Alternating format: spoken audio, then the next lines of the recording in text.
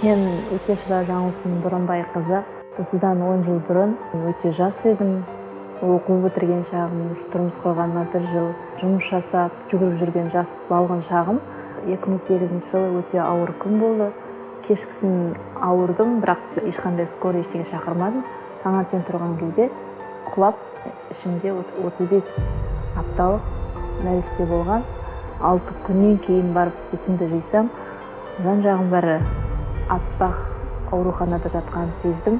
Не ойларымды да білмедім. Бірақ тірімін ба, тірімеспін ба деп солай жауап қатқым келді, бірақ сөз шықпады.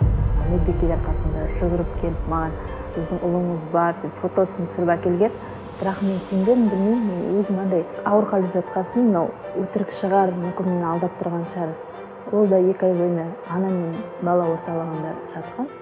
Жас босанған әйел 40 күн бойына өзін қиналатын шағын ғой.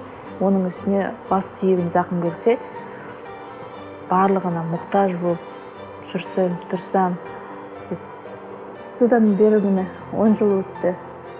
Ұлым 10-ға келеді. Қиналған түндерім болды, қиналған күндерім болды, бірақ та оның да артта қалып. Нейрохирургия орталығы өте көмектесті. Осы ұжымның үлкен көмегімен осылай өмірге қайтып оралдым десем де болады. Адамның өміріне араша болған дәрігер қауымдарына үлкен алғысымды білдіремін. Одан кейін қызды болдым. Қайта-қайта ауырдым, судорога болды. Больницада жаттым көбіне. Бірақ сонда да мен бір баламмен шектелмеймін деген сондай ниетпен дүниеге әкелдім. Қазір бәрі жақсы, өзім де жақсымын. Мен ұл қызымның үлкен жоғары білімде оқығанын қалаймын. Еліне қажет, семьясына қажетті бір азаматша болса екен деймін.